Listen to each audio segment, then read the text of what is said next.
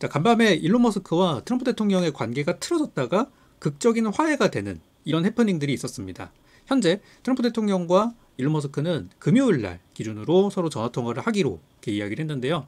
어젯밤에 이제 그 독일 총리와 트럼프 대통령이 만나서 이제 정상회담을 하는 자리가 있었었는데, 거기에서 기자들이 계속 이제 일론 머스크에 대한 질문들을 하게 됐고, 일론 머스크가 원래 도지에 있었을 때 같이 일을 잘 했었었는데, 갑자기 도지를 나가고 나서 정부의 정책이나 이 크고 아름다운 이 법안을 계속해서 감세안을 비판을 한다는 내용들을 이렇게 기자들이 질문을 하니까 트럼프 대통령이 난 실망했다. 그리고 지금까지 관계는 좋았지만 앞으로도 좋을지는 모르겠다. 이런 얘기를 하게 되면서 둘 사이가 상황이 많이 안 좋아졌어요. 일론 머스크도 실시간으로 그걸 보고 있다가 X에다가 계속 올리더라고요. 거기에다가 이제 막 이런저런 얘기를 하다가 중간에 나중에 이제 과거에 문제가 됐었던 앱스타인 리스트에 트럼프 대통령이 있다라고 하면서 거의 이제 치부를 건드리게 된 거죠. 근데 이제 이 사실이 어느 정도 알려진 거기 때문에 저는 새로운 사실은 아니었다고 생각해요. 앱스타인 리스트에 트럼프 대통령이 있는 거 뭐 이미 수년 전에 밝혀진 내용이고, 심지어 거기에는 일론 머스크도 뭐 논란이 되고 있어요. 교류가 있었다라고 하는 거기 때문에 이거는 제 생각에는 중간에 굉장히 치고받고 했지만 결국에 뭐 하루 만에 전화 통화를 하는 약속을 잡을 정도라고 한다면 이거는 그냥 트럼프의 어떤 정책 전략 중에 하나라고 보는 게 맞다고 생각이 듭니다. 실제로 우리가 어디서 이걸 확인할 수 있냐면 트럼프 대통령과 제롬 파월 연준 의장의 관계를 통해서 알 수 있는데요. 파월은 트럼프 1기 때 트럼프 대통령이 직접 선임한 사람입니다. 그런데 자기 말을 잘 안 듣죠. 그 말을 안 들으니까 계속해서 언론 플레이를 계속해요. 이거는 뭐냐? 그렇다고 파월이 말을 듣느냐? 안 들어요. 그럼 이거는 뭐냐면 긴장감을 유발시키는 재료가 계속 나오는 거예요. 그러니까 트럼프 대통령의 어떤 힘의 기반은 전 세계를 긴장감 또는 공포를 이렇게 공포에 휩싸이게 만들어 놓고 그거를 해소하는 과정에서 오는 어떤 상승 랠리, 이것의 이제 무한 반복이라고 볼 수가 있겠습니다. 만약에 긴장감을 주는 요소가 없다면 트럼프 대통령은 그냥 뭐 아저씨예요. 그냥 그게 답니다. 그냥 돈 많은 아저씨일 뿐이라고 저는 생각을 해요. 그래서 트럼프 대통령이 전쟁터를 많이 들쑤시고 다니죠. 이스라엘 하마스 개입을 했죠. 그 효과가 없어요. 처음에 개입했을 때는 와 드디어 전쟁 끝나나 했었는데 아니에요. 이스라엘 편을 들게 되면서 계속되지 않습니다. 러시아 우크라이나 전쟁 개입했죠. 지금 평화협상 자리까지 만들었는데 어떻게 됐습니까? 서로 협상 전보다 협상 후가 서로에게 더 치명적인 공격을 가하고 있어요. 우크라이나가 이번에 엄청난 승전을 거뒀죠. 그 드론으로 공격해서 러시아의 이제 폭격기들을 다 정말 엄청난 규모의 폭격기를 날려버렸어요. 그랬는데 그 뒤로 지금 이거 몇 시간 전 얘기인데 러시아가 또 우크라이나에 또 대규모 공습을 해서 사상자가 지금 뭐 30명 이상 발생을 했다고 합니다.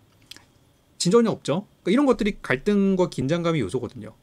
거기다가 이제 인도 파키스탄이 그나마 최근에 총격이 있었고 전쟁이 붙었다가 휴전으로 갔어요. 근데 트럼프가 이걸 자기 이제 업적이라고 막 얘기를 하고 있는데 휴전인지 종전은 아니거든요. 여기서도 계속해서 전쟁의 어떤 불씨가 커질 수가 있어요. 그래서 트럼프의 기본적인 전략은 공포와 불확실성, 그리고 그걸 해소하는 과정에서 오는 어떤 긴장 완화, 이거를 계속 쪼였다 풀었다를 계속하는 게 트럼프의 정책이구나라고 저는 생각을 하고, 이번에 일론 머스크와 트럼프의 관계도 저는 마찬가지라고 봐요. 그래서 어느 정도 사전에 약속된 플레이가 아니었나라고 저는 생각을 하고, 그 근거 중에 하나가 둘이 사이가 나빴던 서로의 치부를 건드리는, 트럼프는 뭘 건드렸냐? 일론 머스크 약쟁이라 그랬어요. 뭐 케타민 이런 하기 때문에 니네 나라로 돌아가라 이런 얘기 했거든요. 일론 머스크가 이제 저기 남아공 출신이다 보니까 그쪽으로 다시 가라 뭐 그런 뉘앙스의 발언을 또 그 소셜에다 올렸었어요. 그러니까 서로 간의 치부를 공격할 정도로 긴장감을 준 거죠. 그것 때문에 시장도 빠지고 비트코인도 빠지고 테슬라 주가도 빠지고 이제 그런 거예요. 그래서 우리는 생각을 좀 바꿀 필요가 있는 게, 이런 트럼프 대통령은 계속해서 긴장을 유발을 시킬 거기 때문에 이 사람은 조용할 때쯤 되면 한 번쯤 우리한테 저가 매수의 기회를 주는구나 라고 이해를 하면 되겠고, 너무 시장이 평화로울 때는 약간 긴장 타면서 우리가 트럼프의 임기를 좀 대처를 하면은 좋을 것 같아요. 그래서 지금도 이제 보면은 이제 다가오는 7월달 초에 이제 관세가 도래를 하게 되잖아요. 상호 관세가 도래하게 되는데, 우리가 이제 그때 또 임박할 때가 되면 또 이제 불안 요소들이 좀 생기겠죠. 그래서 그런 것들을 계속 우리가 반복을 하게 되는데, 여기서 우리가 조금 알아야 될 부분들이 몇 가지가 있어요. 그러니까 뭐냐면 우리가 뭐 차트나 이런 거를 볼 때도 그러니까 어쨌든 매매를 하기 위해서는 차트를 봐야 되니까 거기에서 바닥을 표시하는 그런 어떤 지표들 이런 건 우리가 좀 공부를 해두셔야 돼요. 그러니까 정확하게 뭐 어떤 지표가 바닥을 보여줍니다. 이거는 맞는 말은 아닌 것 같고 우리가 사용하는 많은 지표들이 있잖아요. 뭐 스토캐스틱도 있고 RSI도 있고 또 이동평균선도 있고 막 그 외에도 정말 많은 지표들이 있어요. 볼리저 밴드도 있고 다 통해요. 다 통하니까 바닥이 나왔을 때 이 바닥을 표시해 줄 수 있는 지표들 정도는 하나쯤은 우리가 공부를 해둘 필요가 있겠고 또 두 번째는 돌파 시점. 바닥을 뚫고 이제 상승하는 어떤 그 지점을 표시해 주는 지표들도 우리가 좀 공부해 둘 필요가 있겠고요. 마지막으로 주가가 충분히 과열이 돼서 막 뜨거워졌을 때 과열이 식는 지표들 이런 것들을 우리가 공부를 해두면은 저는 좀 좋다고 생각이 들어요. 제 차트를 예제로 이렇게 보여드리게 되면은 요게 이제 보시면 요게 이제 테슬라 주가예요. 그래서 이번에 좀 급락이 나왔는데 자 보시면 이 테슬라라는 회사를 우리가 봤을 때 가장 이제 제일 중요한 건 뭐냐면 장기적인 전망이 좋아야 되는 그러니까 좋은 종목을 선택을 해야 됩니다. 예를 들어 테슬라의 경우는 뭐 이 테크를 좀 좋게 보고 있는 웨드부시의 댄 아이브스 같은 경우는 테슬라 목표가 $500 제시를 했습니다. 그리고 뭐 예전에 캐시우드 아크펀드의 캐시우드 같은 경우는 뭐 테슬라 주가 $1000 이상 간다 뭐 이런 얘기를 예전에 많이 하기도 했거든요. 이런 게 일단 있어야 돼요. 이게 있어야 기본적으로 장투자들이 생깁니다. 장기 투자자들이 생기게 되고 이런 사람들이 많아야 주가 변동성이 많이 없어지게 되고 또 장투자들 중에 우리 테슬라 많이 하는 오래 장투하는 우리 롱 잡으신 분들을 우리가 테슬람이라고 뭐 이렇게 부르잖아요. 그런 추종자들이 많이 생기는 종목이 잘 돼요. 장기적으로. 그래서 기본적으로 해당 주가를 장기적으로 좋게 보는 전망이 깔려 있어야 돼요. 근데 이거는 어떤 한 애널리스트가 그냥 뭐 좋다 이 수준이 아니라 정말 캐시우드나 뭐 댄 아이브스 또는 뭐 유명한 애널리스트들이 그런 거를 계속해서 뽐뿌지를 좀 해주는 종목들이 사실은 잘 되더라고요.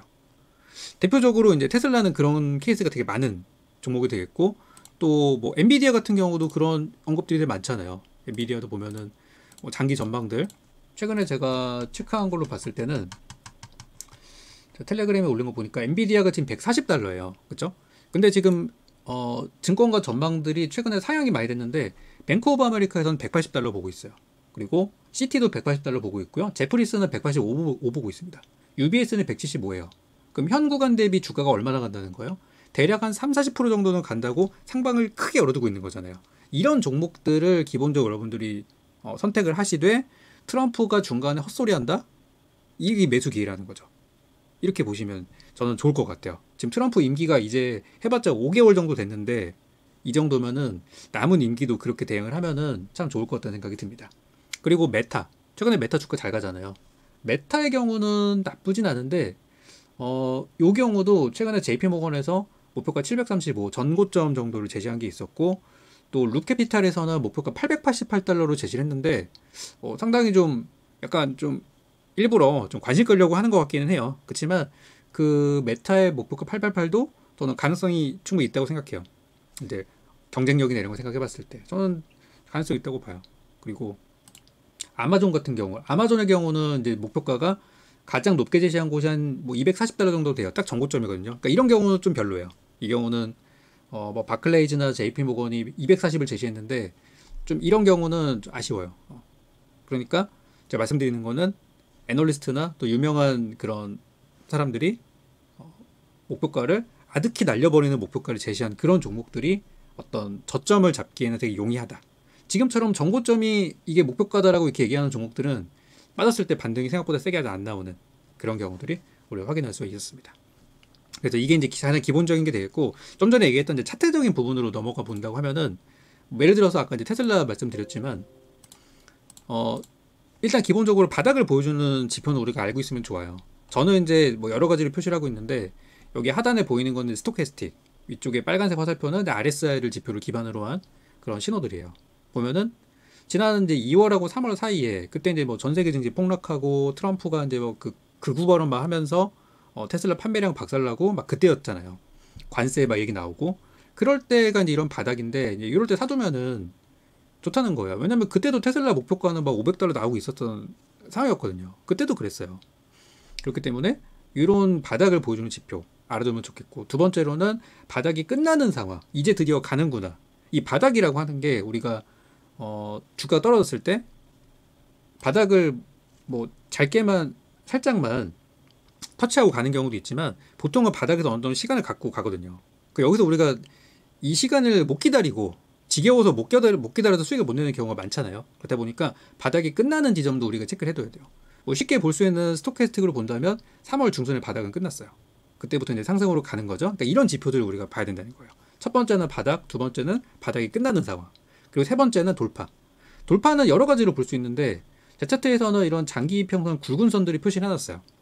뭐 회색 선은 120선, 빨간 선은 240선, 검은 선은 480선 이렇게 해놓고 그 선들이 이제 저항선이 되는 거라서 그거를 뚫으면 간다, 이런 식으로 저는 쉽게 설명을 드리고 있고, 또 이게 파란색 화살표는 제가 표시하는 매물대인데 매물대 돌파하면 보통 잘 가거든요.